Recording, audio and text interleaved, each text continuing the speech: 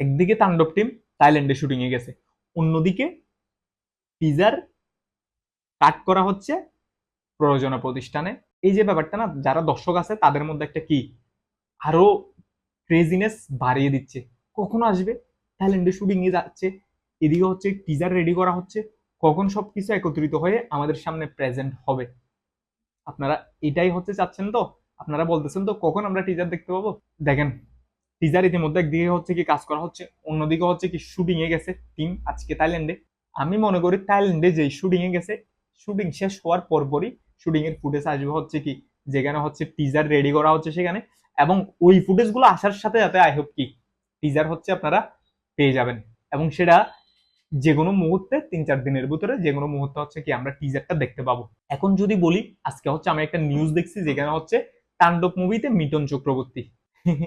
ব্যাপারটা কেমন জানি না, ব্যাপারটা হচ্ছে কেমন একটু অন্যরকম লাগে না, মানে মেগাস্টার শাকিব খানের বাবা হিসাবে মিঠুন চক্রবর্তী। এই যে হোল ব্যাপারগুলা এক একজন আপনারা এক এক রকম ভাবে হচ্ছে কি ট্রিট করতেছেন। তাণ্ডব মুভিতে ভিলেন হিসাবে উনি থাকবে, অমুক থাকবে, এই থাকতে পারে, এই থাকতে পারে, এগুলো হচ্ছে আপনাদের ভালোবাসা।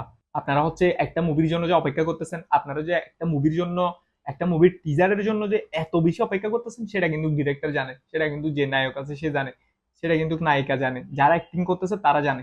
সেই জন্য তারা চাইবে হচ্ছে কি তাদের কাজটা একদম কি পারফেক্ট ভাবে করতে, এবং নিখুঁত ভাবে কাজটা করে আপনাদের সামনে প্রেজেন্ট করতে। আপনারা যে ভালোবাসাগুলো দিচ্ছেন তাদেরকে, সেই ভালোবাসাগুলো যাতে তারা রাখতে পারে, তারা সেভাবে হচ্ছে কি কাজগুলো করার চেষ্টা করবে।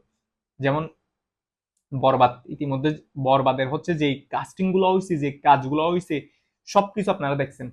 বরবাদ নিয়ে আপনারা অনেকজন অনেক রকম মন্তব্য করছিলেন, বাট বরবাদ মুভি যখন দেখছেন তখন আপনাদের সবার হচ্ছে কি মন্তব্য করতে হারাই গেছে। ঠিক তেমনি ভাবে আপনারা যখন হচ্ছে টিজারটা দেখতে পাবেন তখন বুঝতে পারবেন ব্যাপারটা। আপনারা টিজার দেখা কয়েকটা ব্যক্তির সাথে আমার কি কথা হয়েছে, কথা বলছি, আপনারাও হচ্ছে অনেকজনকে হচ্ছে দেখছেন, এরকম সাংবাদিক, কয়েকটা সাংবাদিক ইতিমধ্যে হচ্ছে টিজার দেখছে, সেগুলো নিয়ে হচ্ছে পোস্টও করছে, আপনারা শুনতে পাইছেন, দেখছেন আপনারা নিজেরা। তাদের বক্তব্য অনুযায়ী এই টিজার ভালো একটা সারা ফেলবে বাংলাদেশের ইন্ডাস্ট্রিতে।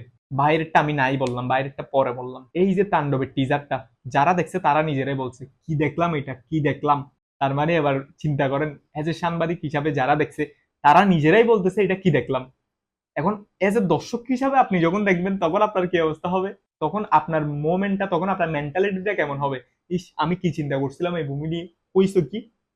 সেজন্য আমি বলতেছি তাণ্ডব মুভিটা যেহেতু ইউনিভার্স হবে, সেই জন্য আমি মনে করি না মুভিটাকে এত সহজে অযত্নে রাফি ভাই কি করবে। হ্যাঁ, আপনারা বলতে পারেন বাংলাদেশে শুটিং হচ্ছে, হলেও কত ভালো হবে একটা মুভি।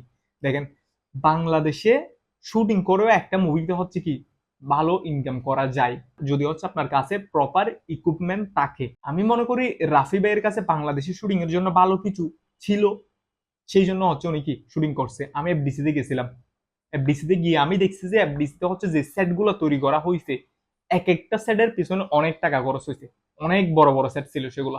আপনারা অনেকজন যারা হচ্ছে এফডিসি তে গেছেন তারাই জানেন। এই এফডিসির সেট গুলো দেখলে আপনারা বুঝতে পারবেন তাণ্ডব মুভি কোন লেভেলের হতে যাচ্ছে। সেই জন্য আমি বলবো আপনারা ধৈর্য ধরেন, এবং ধৈর্যের ফল অবশ্যই কি ভালো পাবেন।